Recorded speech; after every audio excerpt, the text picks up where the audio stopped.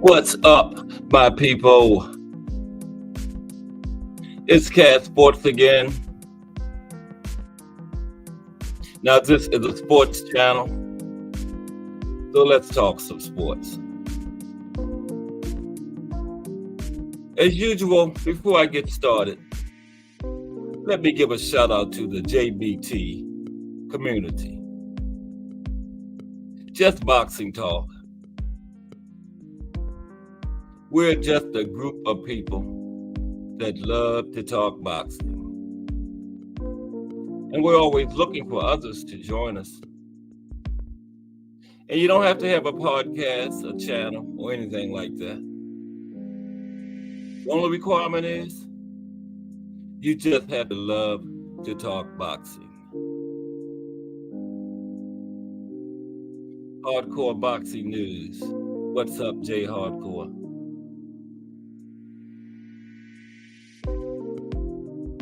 Welcome to another episode of Cast Sports Boxing Talk. This is the Tuesday afternoon edition. Excuse me. How's everyone today? Everybody good?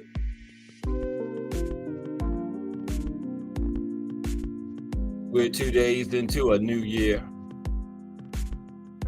Just a wonderful time to be alive.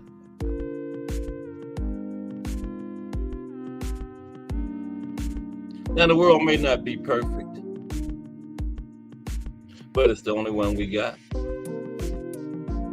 you got to take life the way it comes, one day at a time.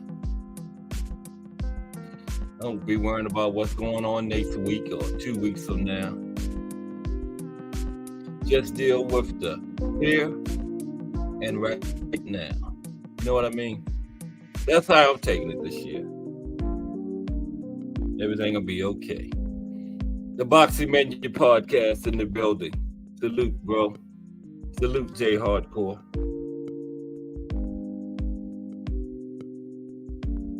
How are you doing again? Boxing Menu podcast in the building. Okay, we're just here for another afternoon of boxing talk. Little boxing history. Gotta have my little history segment. And boxing returns this weekend. After not having any last weekend, we got some fights this week.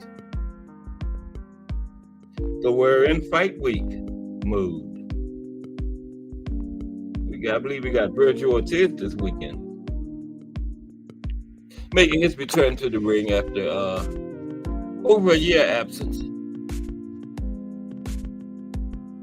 Making his debut at 154. He kept having that little illness flare up on him, and some people made excuses, but looked like it was related to that, trying to lose that weight, He finally gave in and went up to 54. Sometimes it's just time to move on from a division. You may not want to, but your body will certainly let you know when it's time. You may not want to, but your body will let you know it's time to go. So we'll be seeing Virgil this weekend against, I think it's Frederick Lawson. I don't know too much about him. But, Virgil had to have I guess like a soft touch, This is his first fight at 54. Like I said, a year's absence. Still got to be careful about that little illness that kept flaring up. See how that works out. But he's just a few days away from the fight, and it's all good so far, so. It looks like the move to 54 was what was needed for him. But that card is kind of weird because it's also got Arnold Barbosa on it. It says his opponent is to be announced, and also Sergey Derevyanchenko. His opponent is to be announced. Isn't that kind of weird? It's Tuesday of fight week. I checked 3 different schedules. They all had to be announced. How can they not know their opponent on the Tuesday of fight week? I just thought that was kind of weird. Was the guy going to show up Saturday? I'm the one you're fighting. Yeah, I checked 3 different schedules, and all 3 had to be announced. Ain't that crazy? What's up, Thomas Morris? How are you, sir? Happy New Year. Haven't talked to you yet this year. There's GP, also known as Gregory Pratt. What's up, GP? How are you this afternoon? Welcome to another episode of Cast Sports Boxing Talk. The history segment for today will be the Murderers Row Fighters. I decided to go on and do them because it seemed like every time I do a profile on somebody else, the Murderers Row Fighters were getting mentioned. So we need to go ahead and talk about them so we can know exactly what the situation with them was. And also, we're going to talk about the super middleweight weight class a little. Just a little brief history on that. That's all. I'm doing a different weight class every day. Yes, you can call my show sort of a history channel. Yeah. Cast Sports, the history channel. Nice little ring to that. Now, you know something else that's strange? This guy was he went into a coma. He was on a Monster and Tapala's card. Not too many people was talking about that. I just found out about it yesterday. Yeah. His name was Kazuki Anaguchi. And he had to undergo emergency brain surgery. And he's still in a coma. And that fight was December 26th. He finished the fight on his feet, but he got knocked down 4 times during the fight.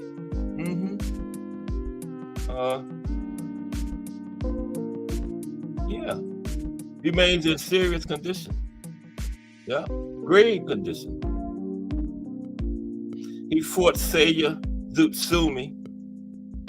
Yeah, December 26th on the Naoya Inoue Marlon Tapala's card. Yeah. And he got knocked down 4 times during the course of the fight. But he finished the fight on his feet, and then after the fight was over, he was seen struggling in his corner. And then he lost consciousness on the way to the hospital. And hasn't regained consciousness yet. He had emergency brain surgery. Yeah. I just heard about that yesterday, and that was on the 26th. I haven't even heard any other the big networks, ESPN and it was on ESPN, right? Wasn't the fight on ESPN? Well, that one may not have been because that was like on the undercard, probably in the preliminaries, but yeah. So as of this morning, he was still in a coma or unconscious. Yeah. So what was his name again? Kazuki Anaguchi. It's in our prayers. He's from Osaka, Japan. Let me make sure I get that right. Yeah. Osaka, Japan. Yeah. Bantamweight. Yeah. Still unconscious from the fight December 26th.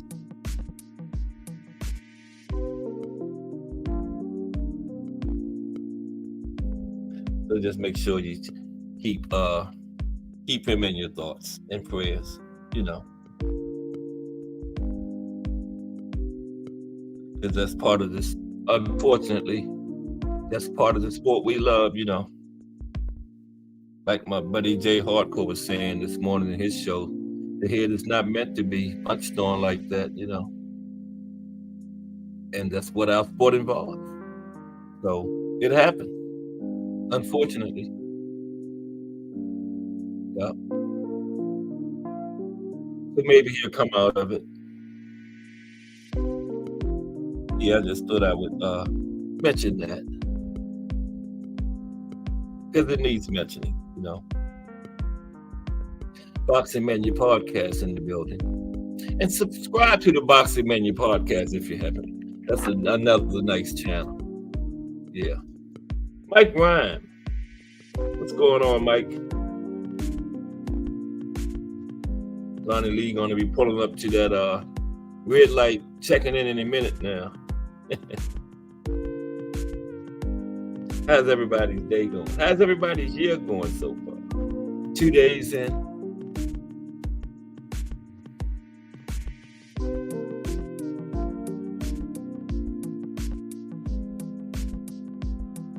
Appreciate everybody deciding to spend part of your day with Cash Sports. We're going to get into the Murderer's Roll about 3:30. Try and let a few people come in so they don't miss this history lesson.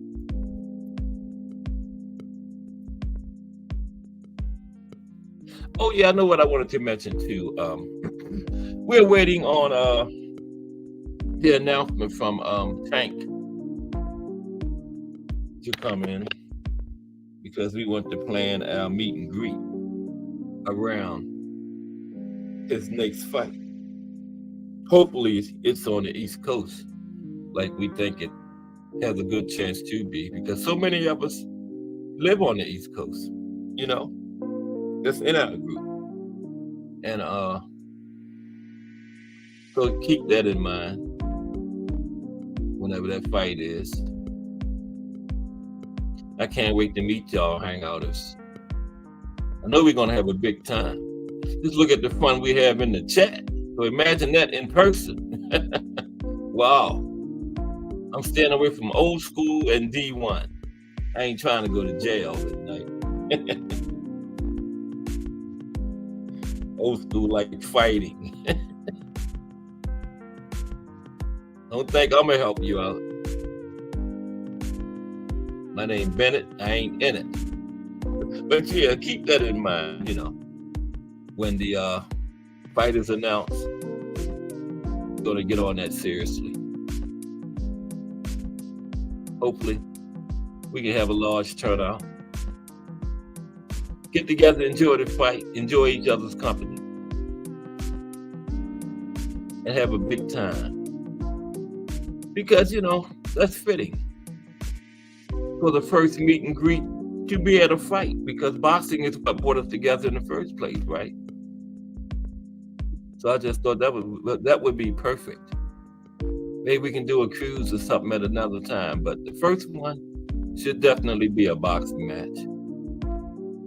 Because, as I said, that's what brought us together, right? Okay, I'm going to get the Murderer's Roll ready. We're going to get off into that in a few minutes. Yep. Murderer's Roll. Even the great Sugar Ray Robinson himself was said to avoid one of the fighters, Charlie Burley. He was the most avoided.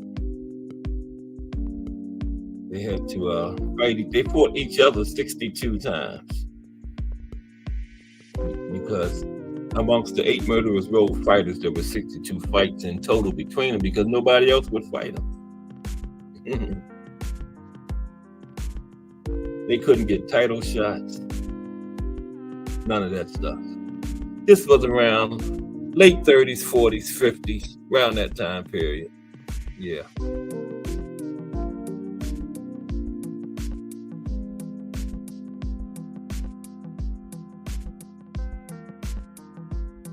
Yeah, Boxing Menu Podcast. Yeah, that is, you know. Unfortunately, that's a part of this great sport we love, you know. Because you're in there trying to knock your opponent out, or if not knock them out, you're in there trying to score punches, and the head is one of the main targets, and it's not meant for that, but it's part of our sport, but hopefully he'll be okay. Last I heard this morning, he was still unconscious. They wouldn't use the word coma, they just kept saying unconscious. So I don't know. I guess you can be unconscious without being in a coma, I guess. I don't know. I'm not a doctor, but that's what they said. Yeah. Maybe it's not to that extent. So hopefully he'll come out of it. Yeah, but that was on the Monsters card. Monster versus the Palace. But it's not. I just found out about it yesterday. That's what's so weird about it. Something like that, you would think it would be all over YouTube, but it's not. We ain't talked about that much. Oh, no question, no problem. Boxing Menu Podcast.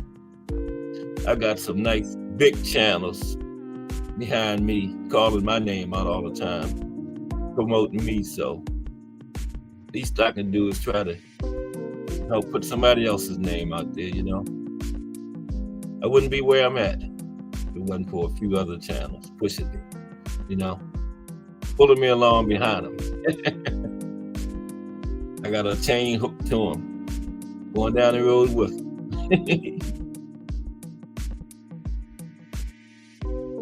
J Hardcore is steaming toward 20,000. I'm holding on. I'm riding on them coattails. Appreciate you, J Hardcore. Yeah. Okay, the Murderous Row boxing. Yeah, but that's how we got to do it, though. We all in this together. Hashtag JBT, Just Boxing Talk. Starting to see those 3 letters all over YouTube. And we get more and more people starting to put that on their name. And that JBT looks good behind your name, too.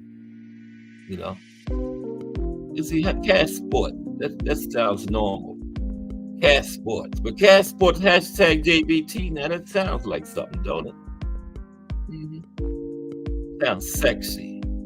Cash Sports, hashtag JBT. Right. Oh, that sounds better than Cash Sports. Cash Sports, hashtag JBT. Okay. Okay. Murderous Row boxing. Let's go.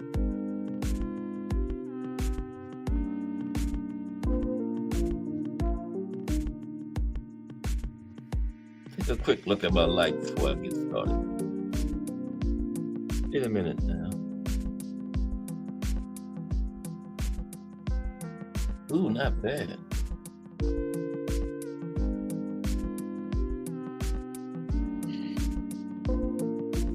Murderous Row refers to a group of middleweight boxing contenders in the United States, competing in the 1940s primarily, of an African background. They were renowned for their toughness, great boxing ability, and they were feared throughout the boxing world, and never received a shot at a world title.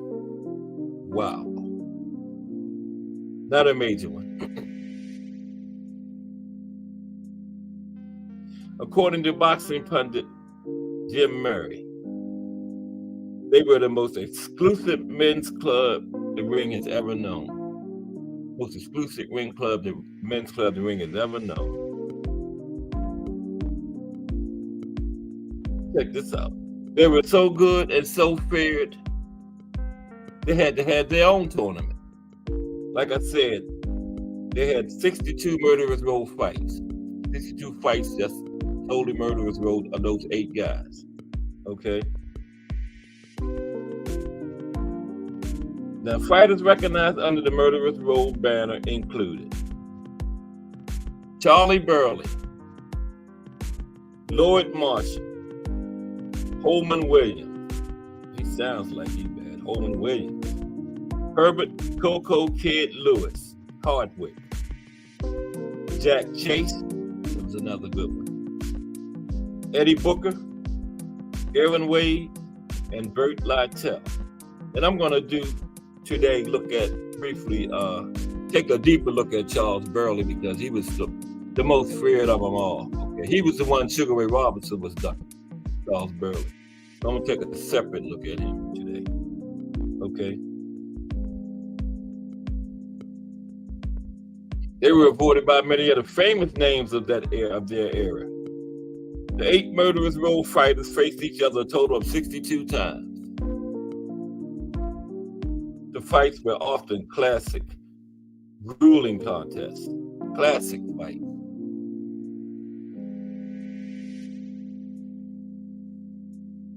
No, transgenders fighting women, but they need to stop that, man. I mean, I don't have nothing against nobody. I have no kind of prejudices, but I mean, you were born a man. You don't have no business in the ring fighting no woman, okay? You can't change what God did. I don't care what you want to be. No offense meant. No offense disrespect. That's the last thing I want to say about that. Because you asked me about submitting the podcast. I don't care what you want to be, but you can't change what God made. And I'm going to leave that alone. Okay. The expression murderer's row had been used previously to describe the batting lineup of the New York Yankees baseball team in the late 1920s. Right? Yeah, they used to call her Babe Ruth Yankees, the murderer's row, that lineup, man. The phrase, as used in boxing, was originally coined by writer Bud Goldberg. Okay. Now, here's a look at the murderer's row fights. But no, I didn't hear about that Boxing Mini podcast. First I heard of it. Now, the greatest fighter in Murderer's Row was probably Charlie Burley, like I said. He was regarded by many in the boxing community as the most talented fighter never to compete for a world title. Fight writer Tom Archdeacon wrote of Burley. He was kept from title shots and ducked by many of the top fighters. He was reduced to fighting other tough and avoided black middleweights.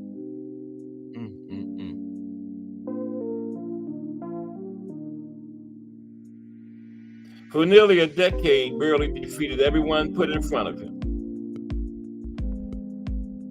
In the mid-1940s, world champions in Chrissy Zivic, Billy Seuss, and the great Archie Moore counted as Burley's conquest. Yeah, Archie Moore fought a few of them. And also Essex Charles was another person willing to fight the Murderer's Row fighters. Yeah.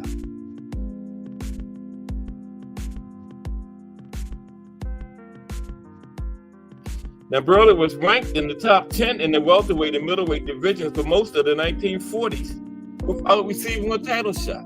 Ain't that something? He was ranked in the top 10 for nearly the entire decade of the 40s, but never got a title shot. Now, he did hold the world-colored welterweight and world-colored middleweight championships. Colored championships. Now, near the end of his career, Burley took to fighting heavyweights in a bid to find meaningful contests, including J.D. Turner and future heavyweight champ Essex Charles. Yeah, I'm a little ahead of them. The Rise Podcast in the building. Salute, Rise Podcast. Pleasure and an honor to have you aboard. Talking about the Murderer's Row fighters.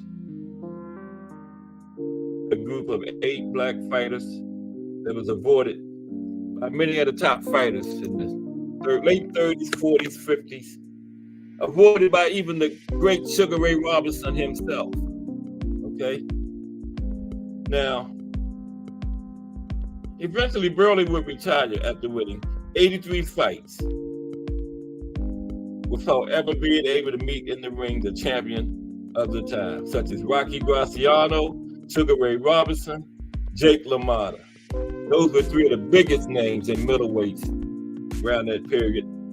Not one of them would fight Charlie Burley. Not one of them. Not one of them. And Burley was inducted into the International Boxing Hall of Fame in 1992. I'm going to talk about him in a little while, too. Boy. Another member of Murderers Row, Eddie Booker, he campaigned primarily at light heavyweight in the 40s. And he was based out of California. Okay. He blazed the path through the division. He won 57 fights and lost 5. Okay. He was a muscular and durable fighter, a blend of boxing skill and formidable punching power. In his autobiography, light heavyweight world champion Archie Moore stated that Booker was one of the only 2 boxers who beat him in his prime. Guess who the other was? Burley. Only 2 boxers to beat Archie Moore in his prime was Murderers Row boxers. That's why them guys wouldn't fight him.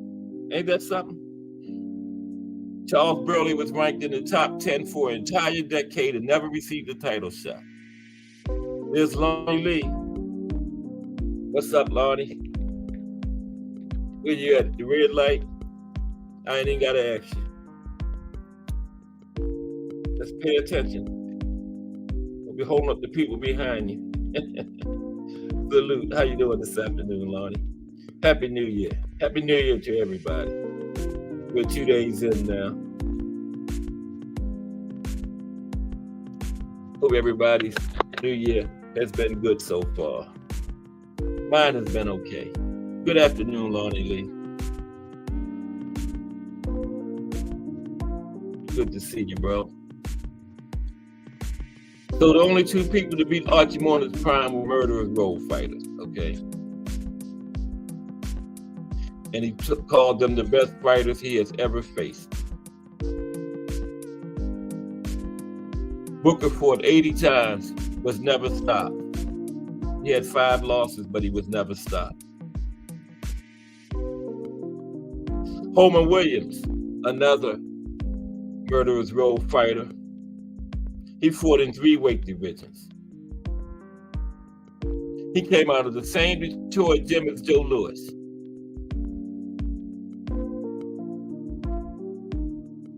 He was famous for his defensive skills and stylish technique. Highly respected boxing coach Eddie Futch, trainer of the Smoking Joe Frazier, said about Williams, he would rather watch Williams spar than watch most fighters box a real fight in the ring.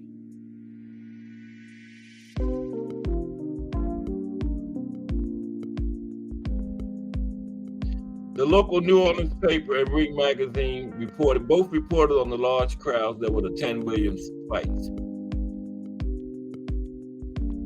and that he always received standing ovations for his performances. But he couldn't get a title shot, though. Showtime, the guy in the building. What's up, Showtime? How you doing today, bro? We are looking at the Murderers Row fighters, a group of black fighters that everybody avoided at the time. Late 30s, 40s, 50s. Even the great Sugar Ray Robinson himself never fought any of them.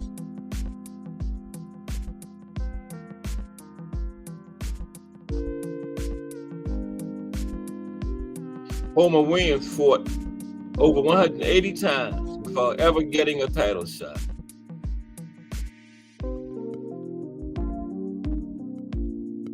Some people even suggested that Williams was the best Murderers Row fighter, not Burley.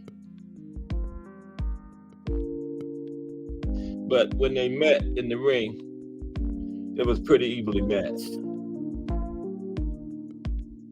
It was 3-3, matter of fact, between Williams and Burley. They met 6 times, 3-3.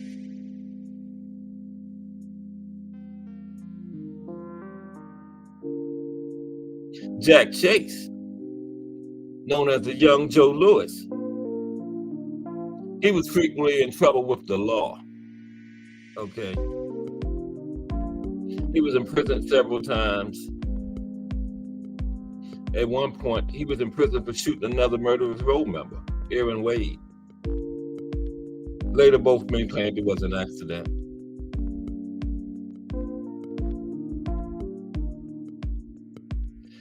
San Francisco Chronicle sports writer Eddie Muller wrote that Chase moved around the ring with speed and skill. Every move was like a picture.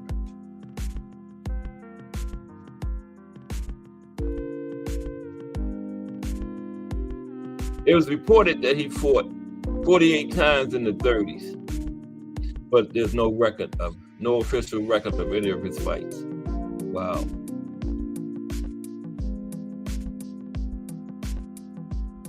Many of these fighters only received the official recognition they deserve years after they retired.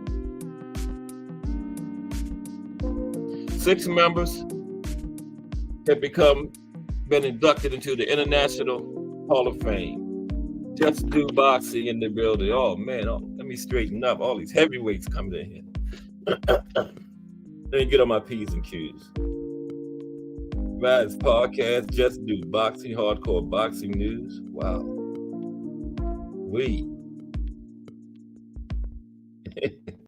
How was everybody today? Salute, Just Do Boxing. Good to see you, bro.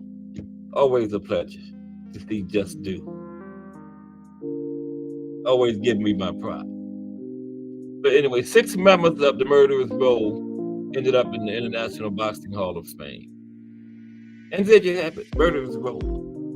I want to take a quick look at Charles Burley. He was supposed to be the best of these Murderers Row guys. And but there was a question about, they said Homer Williams. Him and Homer Williams fought 3-3. Let's take a look at Charles real quick. Because that was a short one. How is everybody today, though? Everybody's day going well?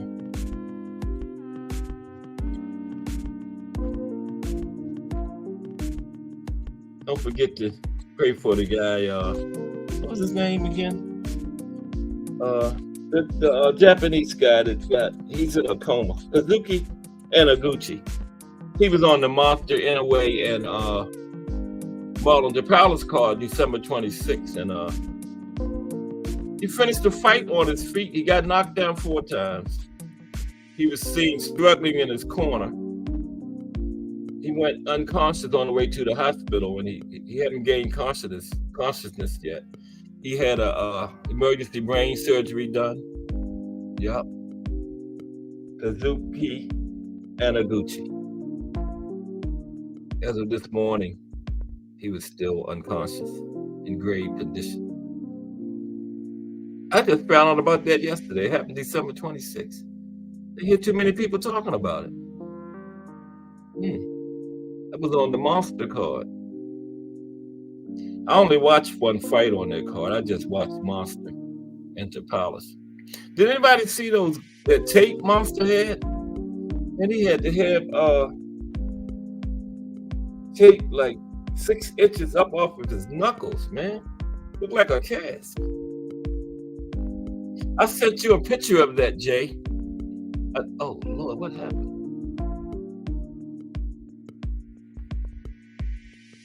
There it is. I texted to you, Jay. A picture of Monster's rap job. That was ridiculous, man. That was ridiculous. Like 6 inches up off his knuckles, man. I'm not joking.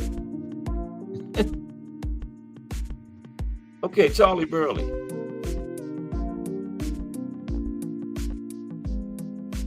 He was born September 6, 1917.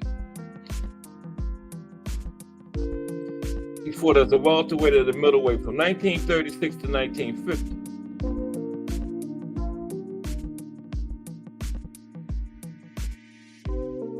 Archie Moore, like I said, he was one of the fighters that called Burley the greatest fighter ever.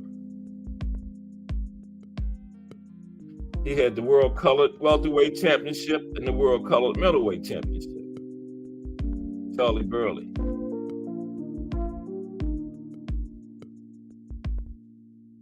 Early life. He was born Charles Dwayne Burley in Bessemer, Pennsylvania, September 6, 1917, to a mixed-race couple. His father was a black coal miner and his mother, white Irish immigrant from County Cork, back in 1917. Raised in Bessemer, the only son of 7 children, he had 6 sisters. The father moved to Pittsburgh the family moved to Pittsburgh when his father was killed in an industrial accident in 1925. Burley began boxing at the age of 12 at a boys' club, and as a lightweight, he won city, state, and national junior boxing titles, and a Golden Gloves junior title. As a welterweight, he won a Golden Glove senior and lost the 1936 National Senior Championship finals.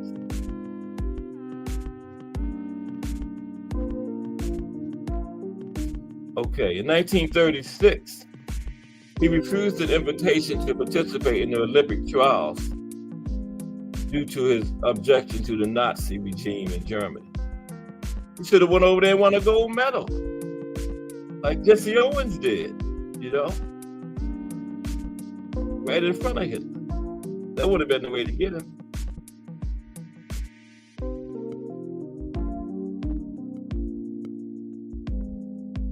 He also excelled at baseball.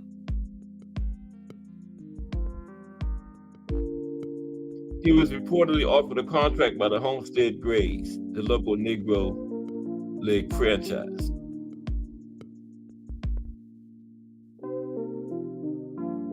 He was 5'9.5",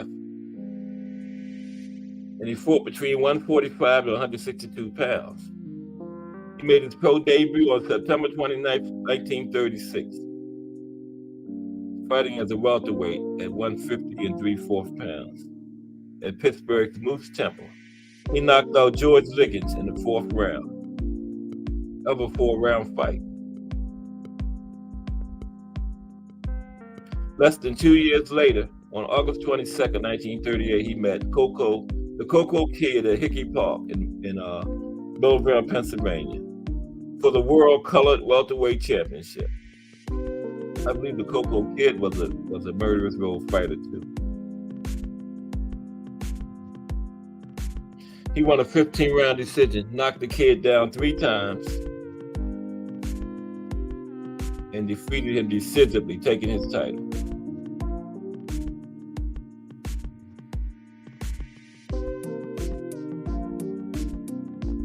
He'd never defended the title. That it was part of a strategy to win a shot at the world champion, Henry Armstrong, but he never got it.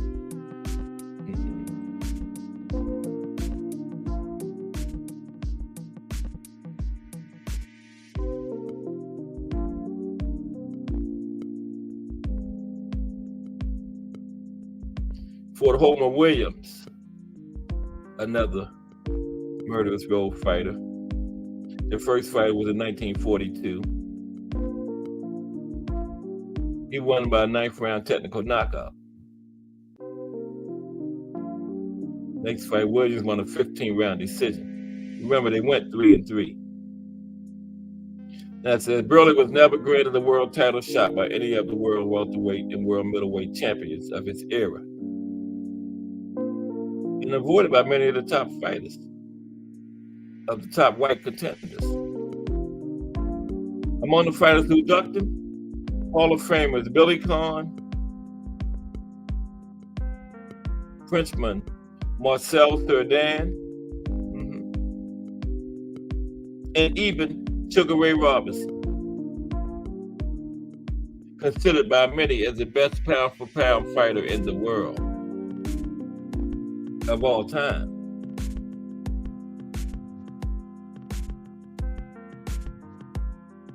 Now, of course, everybody didn't duck him.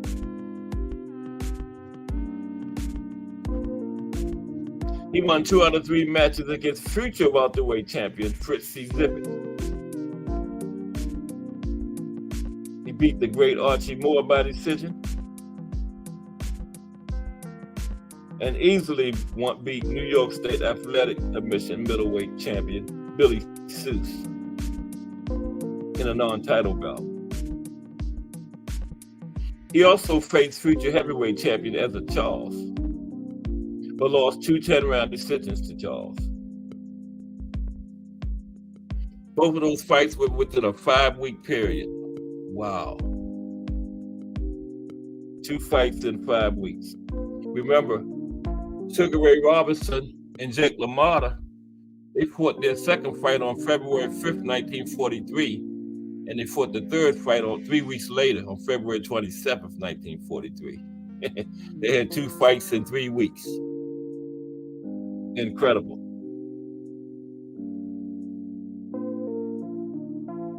Another notable Burley fight was the one against heavyweight J.D. Turner, who outweighed him by about 70 pounds.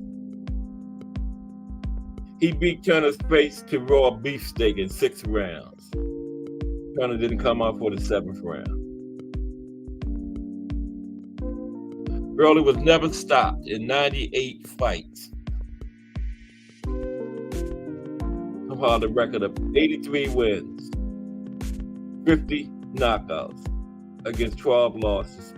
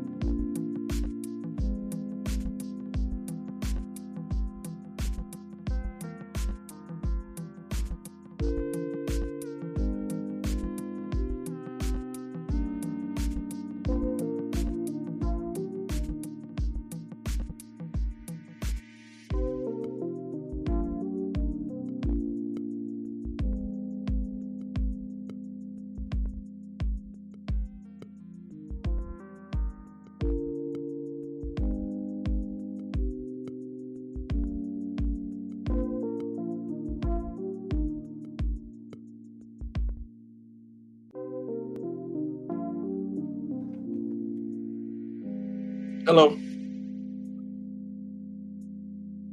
Hello. Am I back?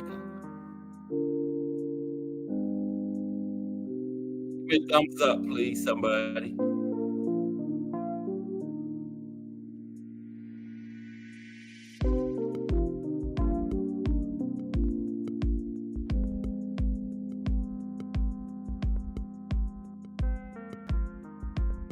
Oh, thank you, Ann. I don't know what happened.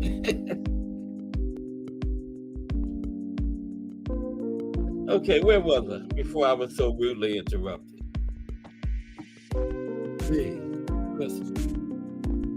Thank you. Just do. Give me 1 second. What's up, Aunt McQueen? I didn't know you were in the building. And that's the first time that ever happened. But I was at the end. I was getting ready to read The Legacy of Charlie Burley. Not too many people left. Okay. The Legacy of Charles Burley. Just give me 1 minute. Get everything back together. I was panicking over here.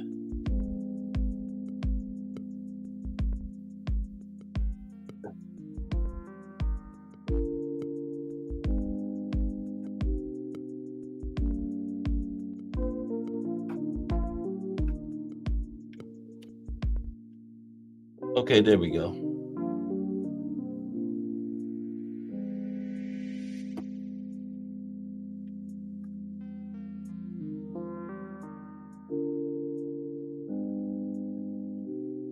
Okay, Legacy of Charles Burley. Burley's second fight with Oakland Billy Smith in 1946 is the only known boxing film for him that is known to exist. Wow. It shows a conservative counterpuncher came a much larger opponent with relative ease. Only one film of him fighting, 1946. Only film of him known to exist. Wow. Burley's former sparring partner, A.J. Blackie Nelson, offers this comparison. I see a lot of Charlie in this kid, Roy Jones Jr. Both had unorthodox styles, could hit you from any side, any angle, both hard to hit. Charlie jabbed more than Jones. If Jones would concentrate on boxing as Charlie did, he would become an all-time great. Eddie Futch, the great trainer, called Burley the finest all-around fighter I ever saw.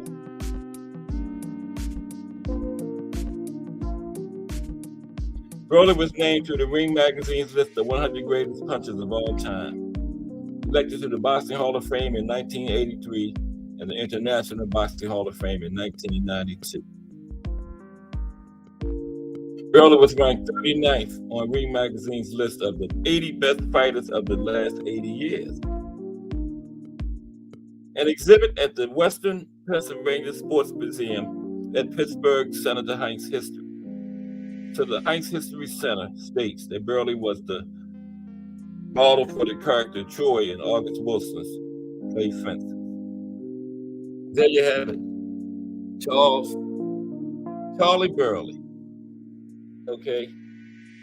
Now, what I wanted to do now is take a look at the super middleweight division.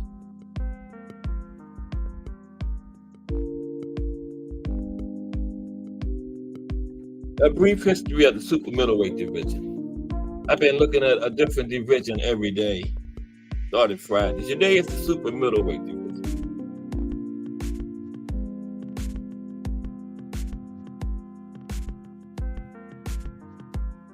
Wow.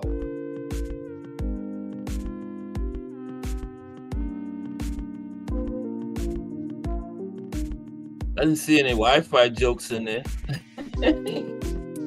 Like y'all be getting J in the mornings. Okay, here we go. Super middleweight. Run by Canelo Alvarez right now. That's not what I wanted though. Ooh, yes, it is. Okay. Okay. In professional boxing, super middleweight is contested between the middleweight and light heavyweight divisions, in which boxers can weigh between 160 pounds and 168 pounds. The class first began in 1967. Okay. There was interest in the division between middleweight and light middleweight in the late 1960s, the mid 1970s, and the early 1980s. A few states briefly recognized the junior light heavyweight division at 167 pounds. And the fringe World Athletic Association, the WAA, later inaugurated the super middleweight division at 168 pounds. The WAA, wow. On April 3rd, 1967, in Salt Lake City, Utah, Don Former, a brother of former world middleweight champion Gene Former, won the first version by stopping previously undefeated Joe Hopkins in 6 rounds. He never defended it. On November 25th, 1974, in Columbus, Ohio, Billy Douglas, the father of future world heavyweight champion James Buster Douglas, halted Denny Brewer in 2 rounds to win the Ohio Commission's version of the World Junior Light Heavyweight title. Junior Light Heavyweight, wow, so that's junior middleweight. April 3rd, 1982, in Denver, Colorado, Jerry Whippy Halstead dropped Ron Brown in 6 rounds to win the WAA's inaugural super middleweight title. Halstead made 1 defense, knocking out Duran and Klein in 1 round on May 29, 1982, in Oklahoma City, Oklahoma. Okay. Now, following that not fight, Halstead moved up to the light heavyweight class and eventually campaigned as a heavyweight. The media and most commissions did not recognize Former's, Douglas's, or Halstead's titles, nor did they recognize the division during this period. Okay. Then 1984 to 1989, the current super middleweight division traces its beginning to 1984, when Murray Sutherland defeated Ernie Singletary for the International Boxing Federation version of the title. The World Boxing Association created its version of the super middleweight title when reigning lineal champion Chong Pao Park defeated Jesus Gallardo in 1987. Park had been IBF champion before relinquishing the title to fight for the inaugural IWBA version. The WBC crowned its first champion in 1988. But Sugar Ray Leonard defeated Donnie Lalonde in a fight that was also for its version of the light heavyweight title. That fight was for light heavyweight and junior middleweight. 1990 to 2007. Now, since the early 90s, there's been a highly competitive super middleweight division in Britain and Ireland, including a rivalry between Nigel Benn and Chris Eubank and Michael Watson, which included 2 memorable fights and a tragic injury to Watson, followed by the emergence of Steve Collins, who defeated Benn and Eubank before retiring and vacating the title, as well as a 19-year reign of Joe Calzaghe. Wow. In addition, fellow Brits Richie Woodhall and Robin Reed also held versions of the title between 1996 and 97 and 97 and 98. During this decade, Americans, guess who, Ant? I'll give you one guess. During the 90s, Americans James Lights Out Tony and Roy Jones Jr. also reigned as champions at super middleweight. In 2007, 2 champions of the division, the undefeated Kozlowski and the likewise undefeated Mikhail Kessler, had a title unification fight, which Kozlowski won by unanimous decision to become the unified super middleweight champion of the world. 2008 up to the present. Lights out, that's right, Ant. At the end of the 2000s and start of the 2010s, the division was one of the most active in boxing, with the likes of Lucian Butte, Andre Ward, Andre Durrell, Carl Froch, Mikhail Kessler, Anthony Mundine, Arthur Abraham, Robert Stieglitz, Takeo Bika, Alan Green, Jesse Brinkley, Liberdo Andrade, Edison Miranda, and Jermaine Taylor.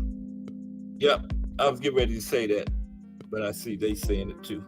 This was showcased with Showtime's Super 6 World Boxing Classic that sought out to find the best super middleweight in the world at the time. Super 6. Andre Ward went on to defeat Carl Froch by unanimous decision and won the tournament in late 2011. Yep, super middleweight was the home of the Super 6.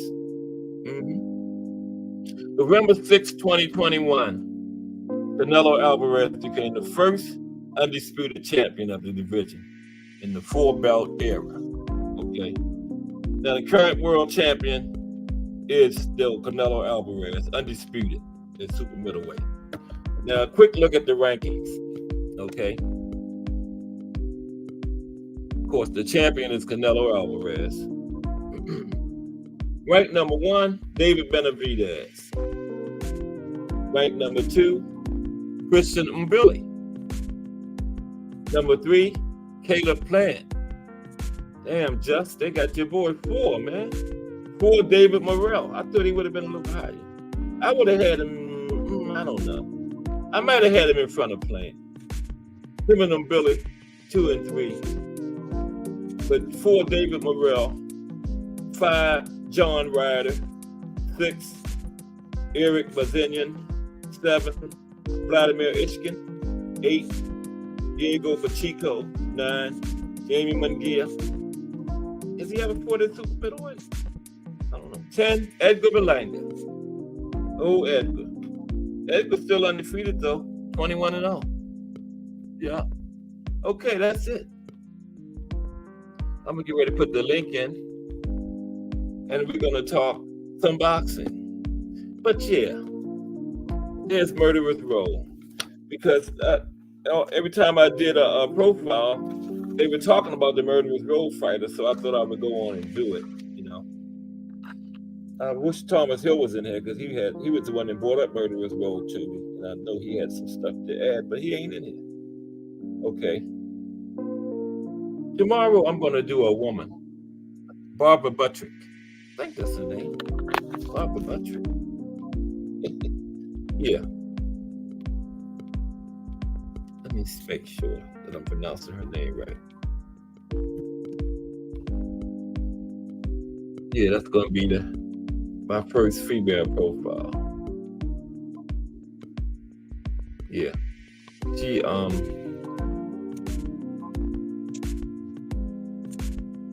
was one of the pioneers of women's boxing.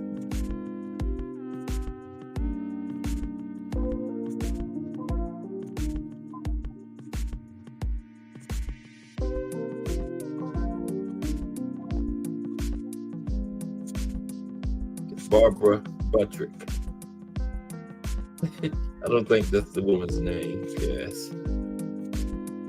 Yeah, that's it. Barbara Buttrick. Yeah, she will be the profile for tomorrow. Barbara Buttrick. Yep. Nickname Battling Barbara. Battling Barbara. I thought I had her written down somewhere, but I don't. Yeah. Yep. So what's going on, everybody? I still haven't figured out that on the schedule they have Anna Barbosa and Sergey Derevyanchenko as opponent to be announced. But the fight is Saturday. I just thought that was kind of weird. Shouldn't they have an opponent announced by now?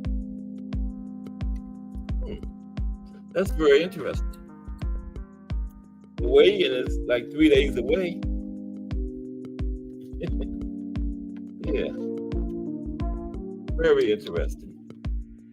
I read somewhere that where was that?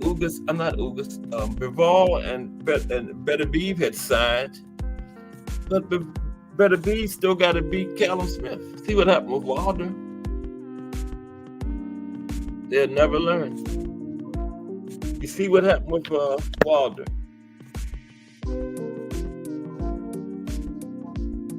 There's rumors that Earl and Bud is in April. I don't know what weight though. Yeah, I got the link set up the way Jay told me this morning, so with the phone. So it shouldn't be no problemo at all. You know?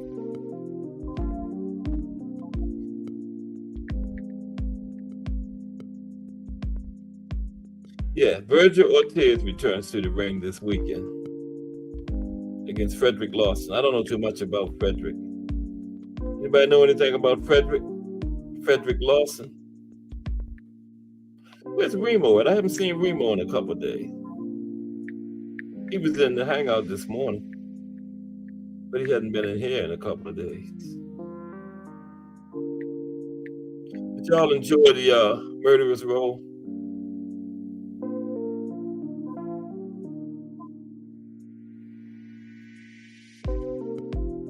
I learned a few things from it.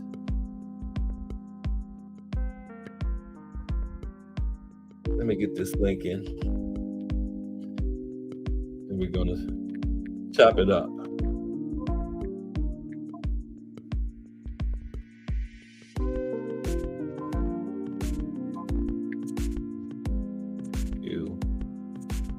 Look at that. Thank you, Jay. It's in there and correct on the first try.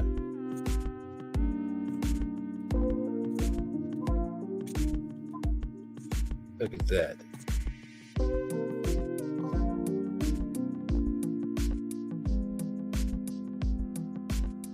There we go. Bing. Yep, there we go.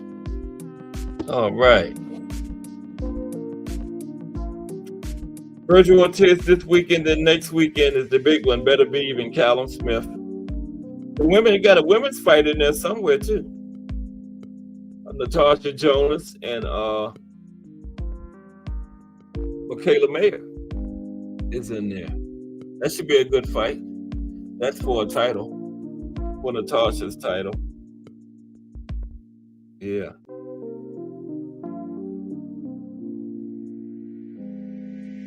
We've talked about Tank, a good fight for Tank next.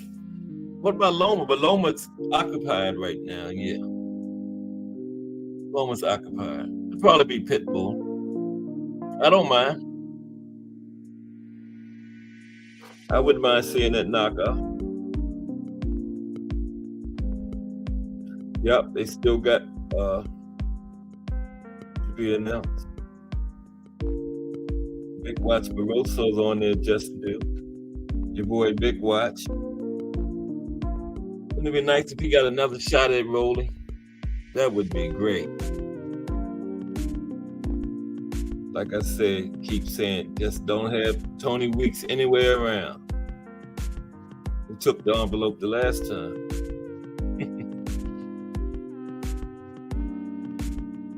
Yeah. That fight was supposed to be in December, I think. Big Watch and O'Hara Davies. Yeah. See? Honor Barbosa to be announced. Sergey Derev-Yanchenko to be announced. I don't get that. Anybody get that? The fight is Saturday. I don't understand that. Please, somebody explain it. There's got to be some kind of explanation.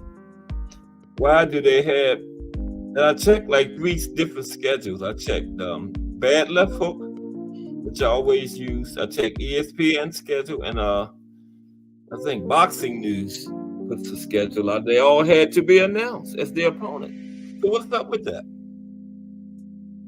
Today is Tuesday, right? Into the fight January 6th. So, very interesting. I guess the guy just gonna show up at the weigh-in or whatever and say, I'm your opponent. I don't know. It says it. Check it. It said right there in black and white to be announced. That's crazy, man. Yeah, and then the next week it's Arthur Better beating Callum Smith. So, yeah, so we're doing okay. Christian and Billy on that card. Good young super middleweight. I would mind seeing Christian and Billy and David Morrell. If you can't get Benavidez. What y'all think about that? Morrell and Billy. That would be a good one. Yeah. And Billy is like 21-0, I think. Yeah. That would be nice. Then the 20th is the women, Natasha Jonas and Michaela Mayer. That's one thing we don't have to worry about. The women are going to be giving us some good big fights all year. We already know that. We already know. We got the vote probably early this year. She last fought in, I think it was June 1st. Matter of fact, yeah. So she's due to be doing something soon. The face of boxing. Abdul Wahid.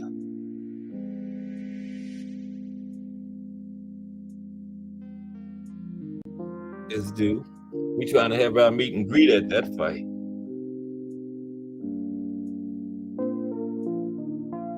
If it's in the East Coast area, because so many of us live in this area, but not in this area, but on the East Coast. If it's in DC, it's just an automobile drive away for so many of us. But maybe some people that live in other parts of the country can come. They just got to get hotels and stuff. Me, I live in Baltimore. In DC, I come back home the same night.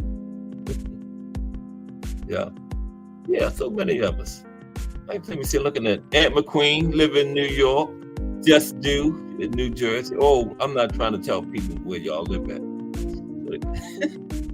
But they know anyway, so. But so many of us live on the East Coast, close to DC. So a meet and greet would be nice. Where's old school? Like I said, if we had a meet and greet, I'm staying away from old school. You might get me into a fight with somebody or something. Him and D1. Just kidding. Both of those are good guys. Staunch members of the JVT community. Yeah, looking forward to meeting them.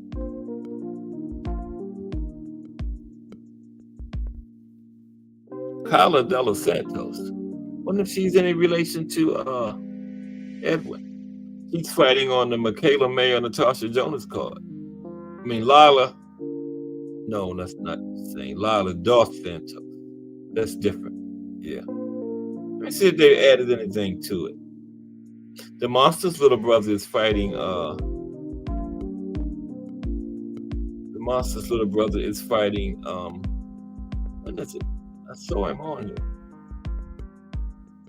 He was supposed to fight last month too, but him or his opponent got injured. He's fighting Edwin Alcoholics. The government listening. Oh, that's right, and sorry about that. I thought I saw Takuma Inoue on here somewhere.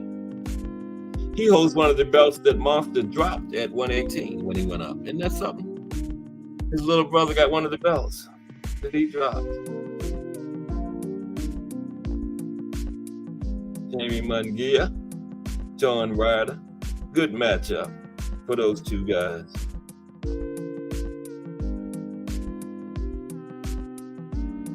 Colin Du Bois, sister of Daniel. T. Hill told me it was his wife. That's his sister. Teofimo Lopez. Jermaine Ortiz. I got T.O. in that one. BN Boxing News. What's up, broski? How you doing? BN Boxing News in the building. Get over there and check out BN Boxing News too. He's got a nice channel over there. Yep. BN Boxing News. Yep. Check him out.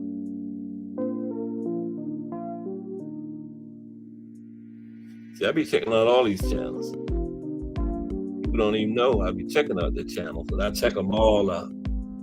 Leave a like. Don't always leave a comment, but I leave a like, you know. Salute, BN Boxing News. We just talking. Little boxing talk. The link is in there. Where's Remo at? And B3. I think B3 might be mad at me because I talked about Devin bad this morning. Jay Hardcore started it. We was talking about weight and stuff. That's all. There it is. Takuma Inoue on February 24th. Fighting German Alcohol for Inoue's WBA title. And that was supposed to have been earlier this month, I think. Yeah. One of them got hurt. I can't remember which one. Yeah. The headline of that card is Alejandro Santiago, Junto Nakatani. Okay. And that's for the WBC, which the Monster also dropped. Remember Santiago beating Onito a few months back for that vacant belt? So maybe we get a unification. Because Santiago and Inoue both on the card and they hold titles in the same weight class. Maybe we'll get winner versus winner. You know? That's a pretty good card from Japan. Alejandro Santiago, Junto Nakatani, Takuma Inoue, German Alcohols, Kosai Tanaka versus Christian Bakasegwa. I'm good at butchering names. Then we got Edwin Belanga versus Pedrag McCoy. So it's shaping up okay. Then Amanda Serrano, Nina Mackey. That's Jake Paul card. Of course, Jake is on it. His opponent is to be announced. Yeah. Crystal Rosario. Her opponent is to be announced too.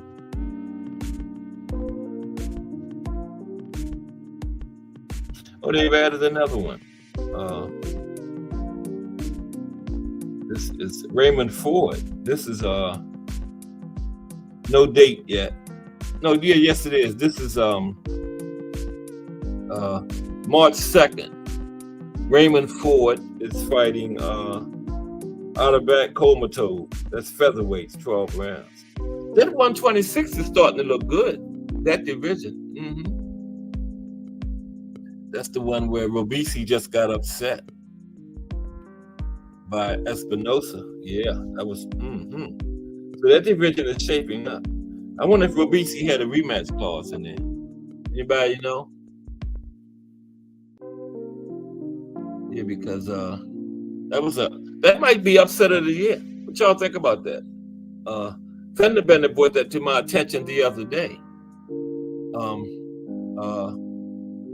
Espinosa when he beat Robisi.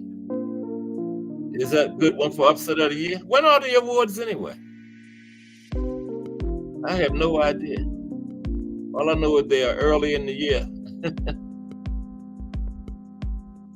Right? Yeah. But we already know what it is. Fighter of the year is the Monster. Trainer of the year is Bo Mack. Fight of the year is Devin versus Loma. Okay? Watch. Take those 3 to the right. Then what they have? Don't they have like a upset of the year and a round of the year? Do they still do that? I know back in the old days they did round of the year. I don't even know if they do that anymore. Round of the year. I don't think so. Only time I ever heard a round of the year was that first round between Hagler and Hearns. Yeah. That fight was a 3-round fight and 1 fight of the year. So you know that had to be fire, man. Man, that 3-round fight was fight of the year. It was short, but And I was wrong the other day when I said Hearns fought the wrong fight. I said he stood there and went toe-to-toe with Hagler. He did try to box. If you watched it, he did try to box. But Hagler just wouldn't let him. Hagler was just on him. That was textbook cutting the ring off, man. Any boxer don't know how to cut the ring off, watch that fight. Hearns did try to box, and Hagler just wouldn't let him get away. Yeah. So he left with no choice but to stand there and fight. He had Hagler bleeding, blood everywhere. And then the other fight, when they was trying, I didn't think so. They was trying to say Duran was winning after 13 rounds. I didn't see it. I had Hagler hit after 13. It was close, very close. But I thought Hagler was winning after 13. Now, it was still up for grabs at that point. Yeah. He ran for a very good fight. I was surprised. He actually was boxing a lot in that fight. You know, Duran was a brawler, man. Yeah. But the Hagler fight, he did a pretty good, and was good doing a good job. You know, a very good job of boxing. And that was a very good fight. Yes, it was. But yeah, the schedule is looking good. 2024 promises. And then all these fights I just talked about, we're going to have Tank in the mix. Well, Abdul Wahid going to be in the mix. Boot going to be in there somewhere. Devin. So we got to add all those names to what we already got on the schedule. So we're in good shape as boxing fans. I mean, look up this guy, Frederick Lawson, just fighting Virgil. Anybody know anything about Frederick? Frederick Lawson. He's fighting Virgil Ortiz this weekend. Virgil's first fight at 154. Wonder what Lamel is doing. Oh, Lamel got in trouble. That's right. He got arrested for hitting some woman. Yeah. There's Frederick Lawson right there.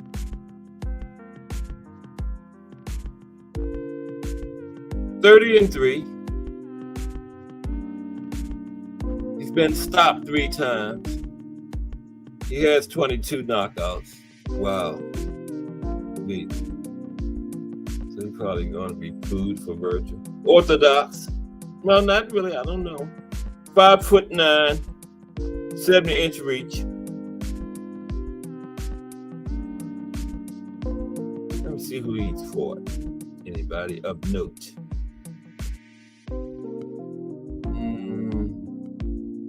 Man, I don't see anybody on his resume. I don't even see anybody that I've heard of. Wow. Frederick? What did I say he was? 20-something-3. And not one person I've heard of. 30-3, and I can't find not one name on his resume that I've heard of, man. Wow. Not one. Isaac Soa. That sounds familiar. Muhammad Tago. No, that's not that Tago. I was thinking about the Tago that Ryan beat. He was way down there. It's not the same one. I've heard of Joe Coffey, vaguely. So that's one. It's the only one on his resume. That's it. Joe Coffey, vaguely. But he's 30-3. He's been stopped 3 times, and he has 22 knockouts. Yeah.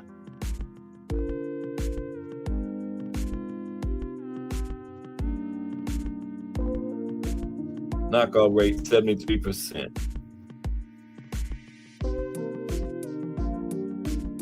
I said it's 5'9", 70-inch reach. Let me see what Virgil is. Let me see what Virgil is. Y'all mighty quiet out there today. Virgil Ortiz. Okay. Frederick was 5'9", with 70-inch reach. Virgil Ortiz Jr.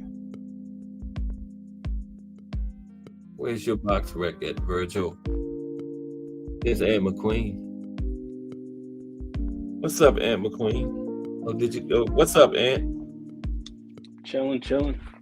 Okay. What's going on, man? There's Virgil Ortiz. Oh. You know anything about Frederick Lawson, Aunt? Virgil's opponent? No, I'm not familiar with him. Me neither. I could only find one name on his resume that I haven't heard of. 33 fights. Wow. Yeah. Looks like Virgil's going to make it this time, though. You know? That's good news. Well, they got the same reach. Virgil was 1 inch taller. Hey, Aunt, what you think about that? Arnold Barbosa and Sergey Derevyanchenko, they still got to be announced for their opponent. What's up with that? I have no idea. The fight is started. Crazy. I haven't been following anything regarding Barbosa. To be honest, I don't really follow too much of any of the stuff like actively. I hear about it like when I come in here. Okay. And everybody else. I was just trying to see who they were fighting against, but it's got to be announced. I thought they would have something up there by now. I looked in 3 different places. So I guess they'll have it by Saturday. Yeah. As long as somebody's throwing hands on Saturday, that's all I care about. Right. That's all that matters. all the particulars and all that other stuff. We got the main event covered. Yeah. What'd you think about? Oh, you thought Bud for Fight of the Year, right? I remember last time we was talking about it. No, I didn't really have a Fighter of the Year, okay. Man. I thought that you just had the candidates, the nominees that I've heard on multiple platforms. I was pretty much in agreement with everything I've heard from Bud to Haney to Inoue. Yeah. Like all of these guys have a good case. The only thing that I haven't really liked, to be honest with you, is I haven't liked the conversation around Bud and Inoue. I haven't really enjoyed that too much.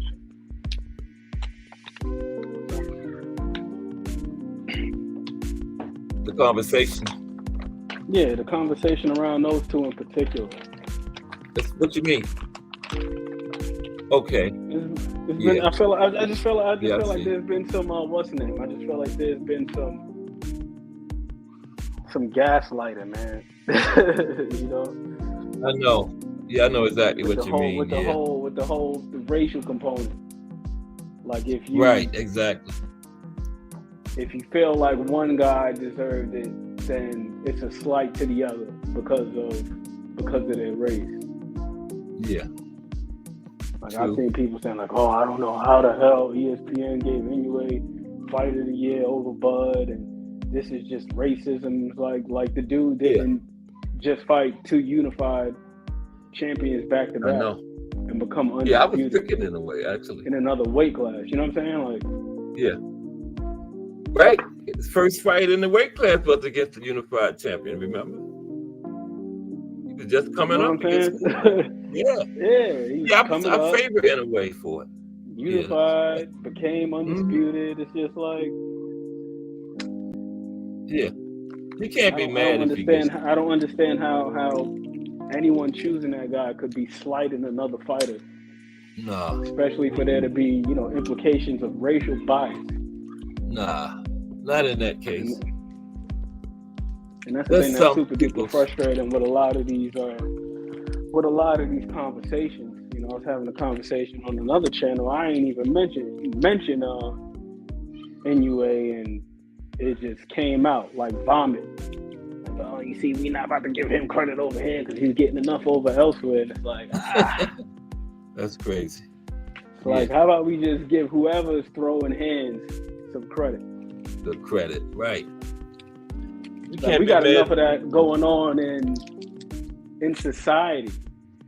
Period. That's dealing with race and how heavy all of that can be. Like, this should be the one place where, like, regardless of whether you're black, white, Japanese, Mexican, a bantamweight, a heavyweight, like if you whooping ass, then we should be giving you credit, based on the merit of the work that you're putting in. Yeah.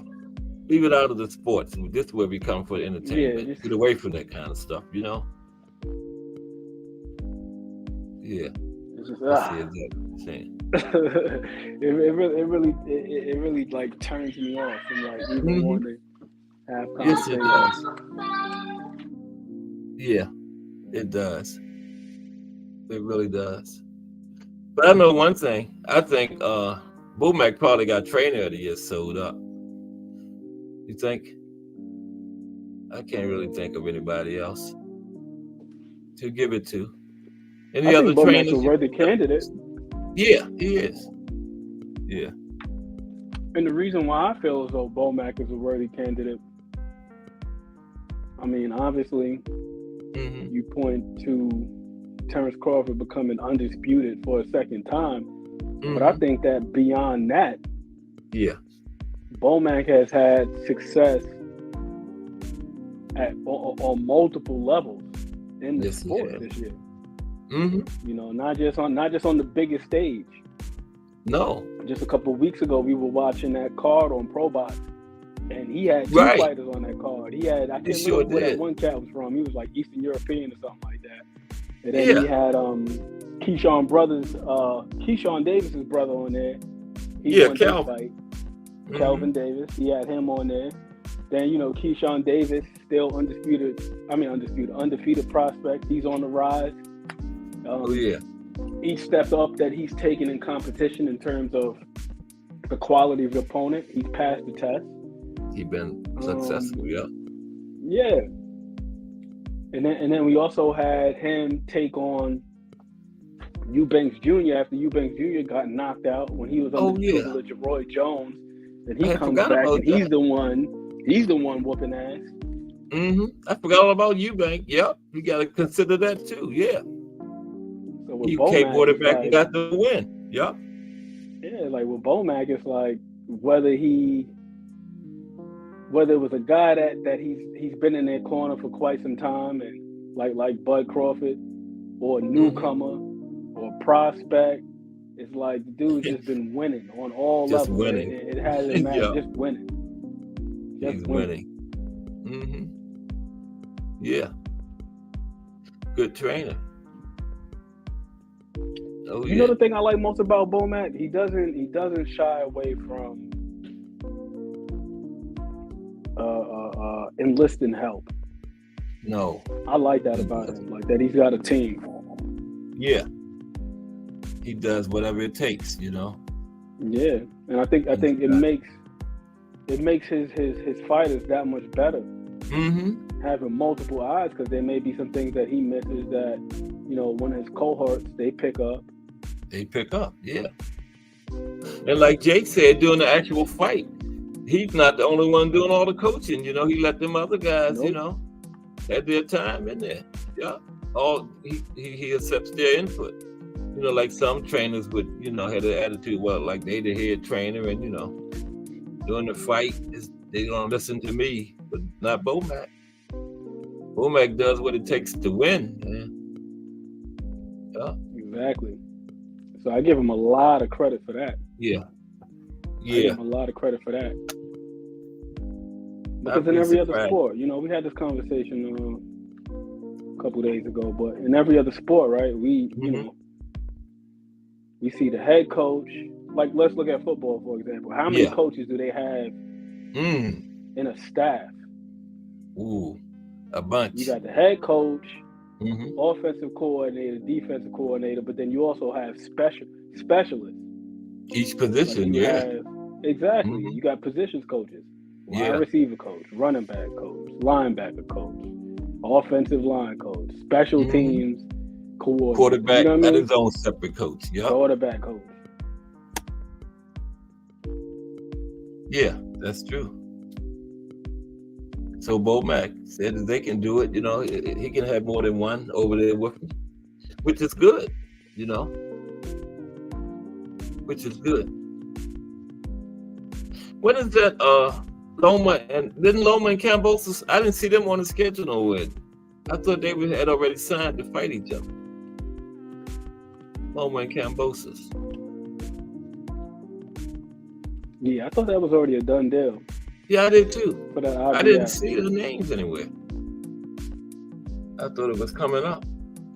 I could have sworn I saw a tentative date somewhere. I can't remember exactly where I saw it, but it's supposed to be a done deal. My line of thinking is that the Bob father is looking to orchestrate a unification fight. Okay.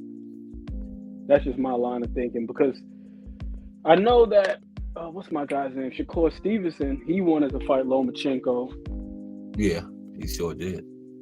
That didn't get made, and then the next thing you know, Lomachenko is lined up to fight Kambosos. So now that he's the WBC champ, you know, provided whoever it is that wins that fight, they're likely going to be fighting Shakur next. Yeah. That would be my thought. Between Loma and Kambosos, right? Between Loma and Kambosos. That would be my thought. Yeah. I'm just now thinking like down the road.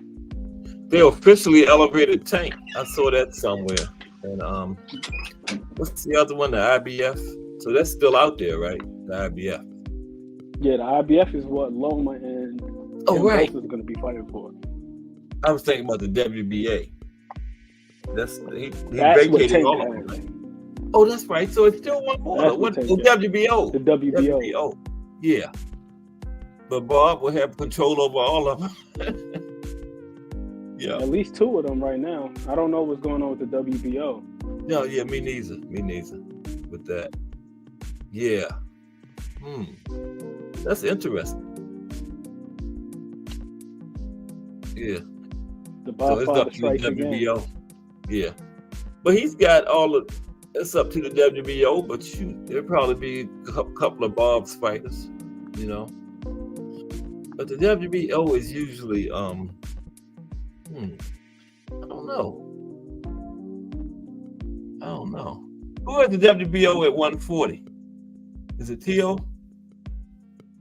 Yeah, he took it from Josh Taylor. Yeah, T.O.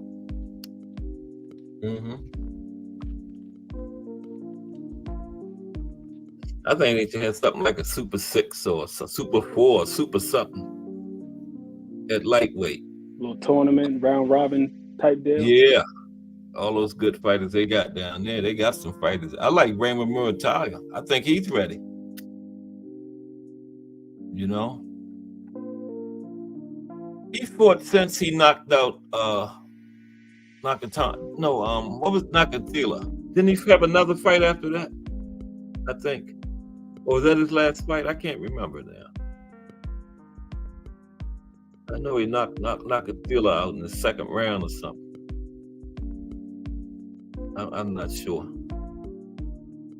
He's ready for a big step-up fight. And then Andy Cruz. 135 is on fire.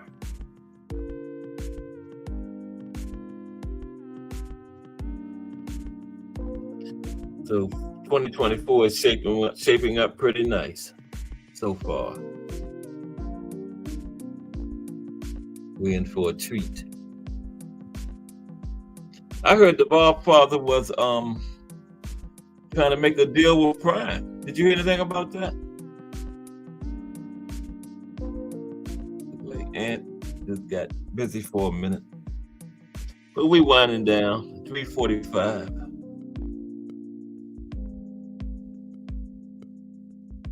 Yeah, I had read somewhere that Bob Top Rank was doing some kind of deal with Prime. That'd be good. Maybe they can bring Bob and Al together. But we will see. Haven't seen Remo in a couple of days.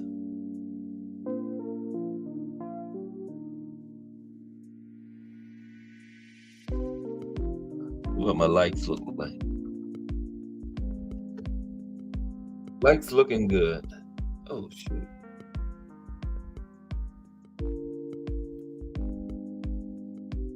I turned the phone off. I'm using the idea Jay gave me this morning. I'm doing everything off the phone. I'm just using the laptop for the chat, commenting and link everything else. I'm using the phone, which makes it easier. That was a very good idea. I'm back. It's Remo. Can you hear me? Yeah, I hear you. I see Remo just came in the door. What's up, Remo? I had a phone call. Okay. Yeah, I thought it was something like that. I was saying, I heard something about Top Rank was trying to work out something with Prime too. That would be cool. Yeah. That might get them and PBC and Top Rank to make some fights, you know? That was exactly what I was thinking when you mentioned it. Yeah, so that's a good thing. Because that was part of the biggest issue with making the fights. Get somebody to bring them two together. We'll have a really who's good going to broadcast the fight? That's the question there. Because a lot of times, as fans, we're a little bit short-sighted. We just think about the promotional entities, right, and not the fact that they have affiliations, or I should say that they're under contract with particular broadcasting networks. Yeah, you're right. A lot of times that's where the money comes from. Yeah, and you're right. We overlook that a lot of times. The TV. Yeah. But that's huge, yeah. Oh yeah, so you get both of those under the same umbrella, under PBC. I mean, under Prime. Oh, that would be nice. Remo says they have an international agreement with Prime for overseas airing. What? Well, that's still good. I think it's a step in the right direction. Yeah, it sure is. Yeah, because they can fight anybody they want to. Just go overseas and do it. Like some of those fights with the PBC overseas, But like you said, it's a step in the right direction. Yeah, that's the main thing. Yeah. So this Cast Sports other half. The red heart. Hello, Cast Sports other half, waving a pink hand. Oh wow.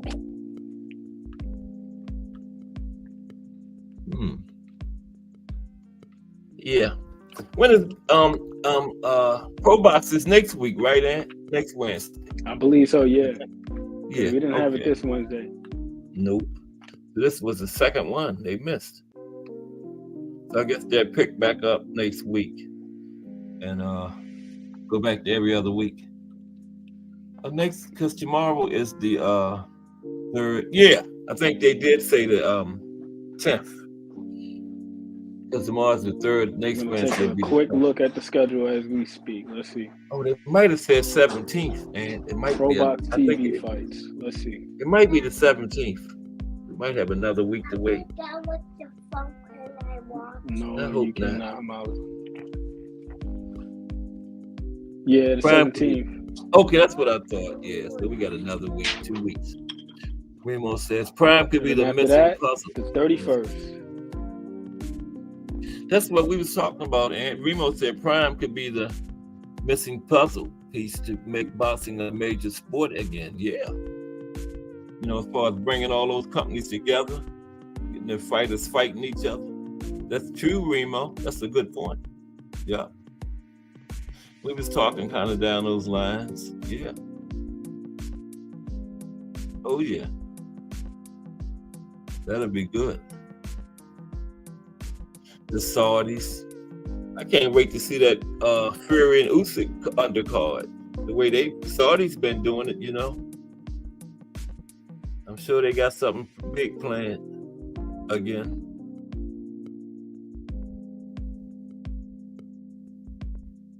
Yep.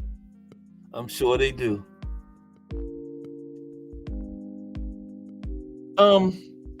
I keep hearing something about did Usyk vacate the IBF belt? Or does he still have it? You heard anything about that, Remo? Hi, Cat Sports, other half. How are you? Haven't seen you in a while. Haven't seen you in about an hour or so.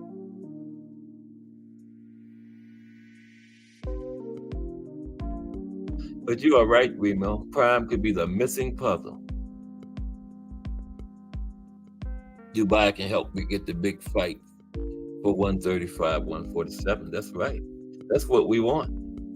Get those guys between those divisions fighting. Those would be some huge fights, Remo. Especially 135 to 140. Yeah. Get all those guys, those champions at 140, mixing it up. Gary Antoine's up there. Where's Josh Taylor? He didn't retire, did he? His last fight was the Teofimo beating. And he took one from Teo. Yes, he did. I don't think he wants to go to 147, though. He should have been there. Josh Taylor's a big guy.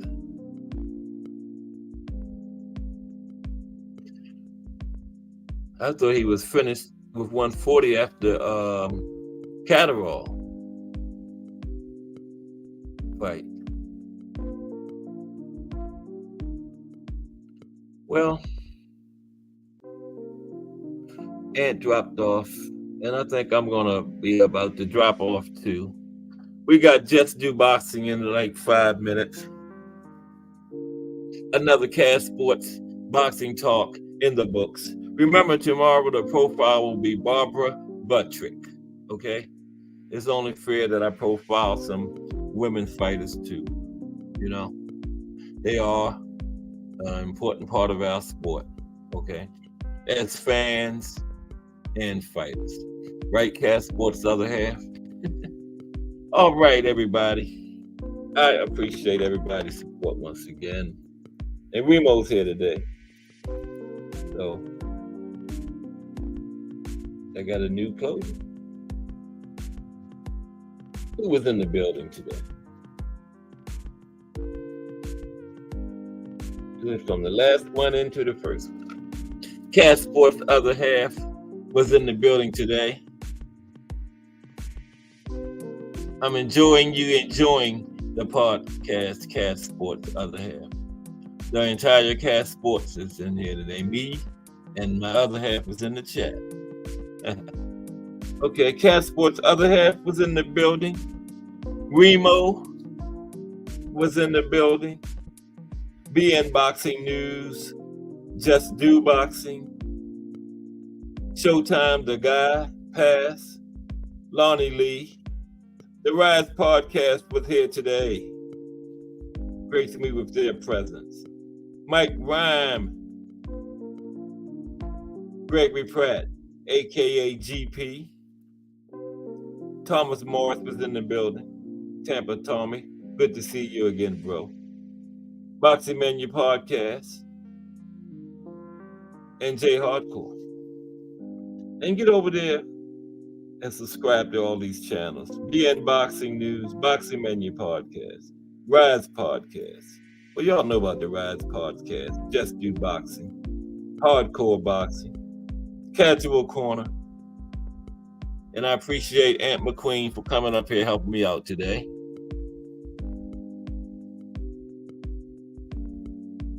My wife. Oh, yeah. Cat Sports' other half is my wife, everybody. I think they had figured that out, honey. But I appreciate you. Love you too. Okay. But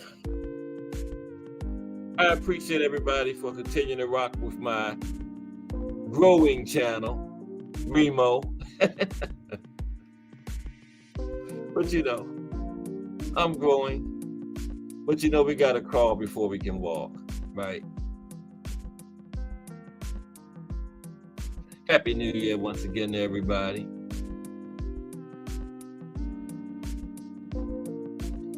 Everybody enjoy the rest of your day.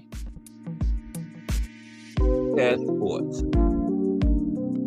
See y'all tomorrow.